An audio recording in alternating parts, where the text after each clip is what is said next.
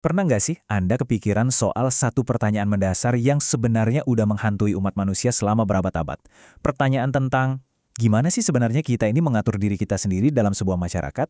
Dari awal mula peradaban, manusia itu kan selalu berjuang ya, nyari keseimbangan antara kebebasan individu dan ketertiban sosial. Nah, selamat datang di pembahasan kita kali ini. Di sini, kita bakal membedah salah satu teks politik klasik yang paling berpengaruh dalam sejarah Islam, yaitu karya Imam Al-Mawardi yang berjudul Al-Ahkam As-Sultaniyah. Kita akan menelusuri sebuah perdebatan filosofis yang benar-benar tajam soal asal-usul otoritas politik. Intinya gini, apakah kepemimpinan itu lahir semata-mata karena tuntutan nalar dan akal sehat kita sebagai manusia, atau jangan-jangan ia adalah mandat langsung dari wahyu ilahi? Tapi sebelum kita masuk ke teori-teori yang agak berat, coba deh kita lakukan eksperimen pemikiran yang sederhana aja. Bayangin, Anda hidup di sebuah masyarakat yang benar-benar nggak punya aturan. Nol, nggak ada otoritas, nggak ada sosok pemimpin tunggal. Kira-kira apa yang bakal terjadi? Ya, teks klasik yang lagi kita bahas ini ngasih gambaran yang super jelas dan pragmatis soal sifat dasar manusia. Tanpa adanya struktur kekuasaan buat menengahi kita, secara alami kita bakal langsung terjerumus ke dalam kekacauan total. Ketidakadilan pasti merajalela. Yang kuat bakal menindas yang lemah, dan yang namanya perselisihan, wah, nggak akan pernah ada ujungnya. Dalam skenario kayak gini, kehancuran sosial itu bukan lagi cuma kemungkinan, tapi udah jadi sebuah keniscayaan. Oke, biar gampang mari kita lihat peta jalan dari bedah materi kita kali ini. 1. Dunia tanpa pemimpin. 2. Konsep akad imamah. 3. Akar kewajiban. Ini antara akal atau wahyu. 4. Dalil ketaatan. Dan yang kelima, urgensi stabilitas. Kita mulai langsung dari bagian pertama. Dunia tanpa pemimpin. Mari kita letakkan dulu dasar pemahaman kita nih tentang kenapa sih kita ini seolah putus asa banget butuh yang namanya sistem pemerintahan. Nah, buat paham ini, kita harus ngelihat langsung ke kodrat manusia itu sendiri. Al-Mawardi itu nulis sesuatu yang sangat membumi. Tanpa penguasa, umat manusia akan berada dalam kekacauan yang terabaikan dan menjadi kaum yang tersesat. Dan percaya deh, beliau sama sekali nggak lagi melebih-lebihkan di sini. Beliau cuma lagi ngejelasin kenyataan pahit, bahwa manusia itu secara alamiah memang butuh struktur. Kalau nggak ada sosok penguasa yang pegang kendali hukum, ujung-ujungnya kita pasti bakal saling menzolimi. Kita nggak akan bisa nyelesain konflik kita sendiri, soalnya ya, tiap orang pasti didorong oleh ego dan kepentingan pribadinya masing-masing kan? Hukum rimba yang bakal ambil alih, dan peradaban kita pelan-pelan bakal runtuh menuju pengabaian total. Lanjut ke bagian kedua, konsep akad imamah. Nah, setelah ngelihat betapa horornya kondisi masyarakat kalau dibiarin tanpa pemimpin, sekarang mari kita bahas solusi konseptualnya. Solusi buat mencegah semua kekacauan tadi adalah institusi bernama imamah. Dan yang benar-benar menarik buat kita garis bawahi di sini adalah fungsinya ternyata ganda.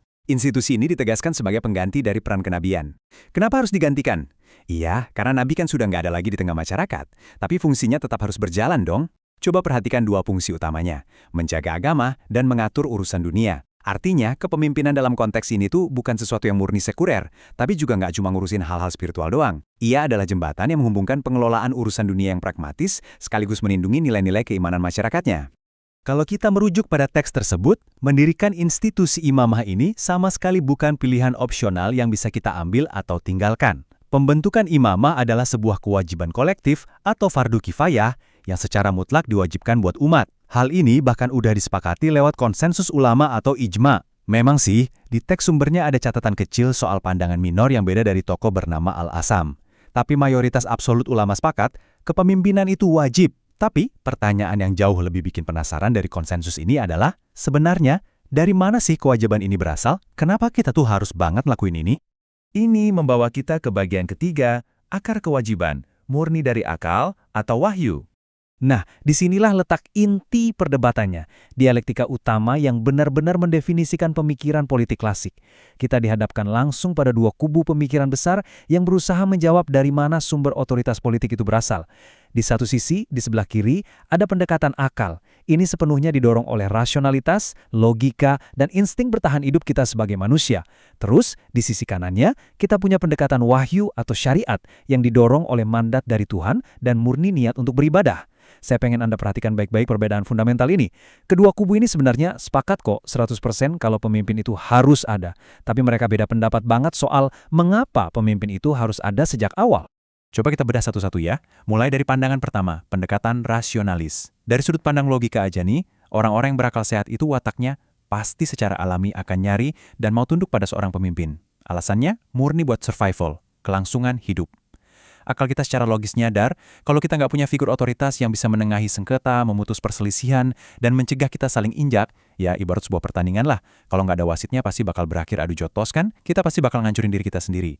Jadi buat kelompok rasionalis, politik dan negara itu nggak lebih dari penemuan nalar manusia untuk nyelamatin dirinya sendiri dari kehancuran sosial. Argumen ini benar-benar pragmatis dan, jujur aja, sangat masuk akal. Tapi tunggu dulu. Kelompok yang satunya lagi punya bantahan yang nggak kalah kuat. Poin krusial dari pandangan tradisionalis atau kubu syariat ini adalah mereka setuju kalau akal manusia itu memang bisa memandu kita buat bersikap adil dan mencegah kezaliman. Tapi, akal aja tuh nggak cukup untuk mewajibkan kepemimpinan itu sebagai sebuah bentuk ibadah. Menurut teks Al-Mawardi, seorang imam itu menjalankan urusan-urusan syariat yang kalau cuma diukur pakai logika murni, mungkin nggak masuk akal kalau cuma dianggap sebagai alat buat nengahin konflik. Syariatlah yang turun untuk mendelegasikan wewenang mengurus umat ini kepada seorang pemimpin. Jadi pendekatan ini seolah mengangkat level politik dari sekedar alat bertahan hidup menjadi sebuah tugas keagamaan yang benar-benar suci. Sekarang kita masuk ke bagian keempat, dalil ketaatan. Buat ngedukung pandangan syariat tadi, kita harus merujuk ke teks pondasi yang melegitimasi kenapa kita harus patuh sama pemerintah. Ini ada di surah An-Nisa ayat 59, "Wahai orang-orang yang beriman, taatilah Allah dan taatilah Rasul dan ulil amri di antara kamu."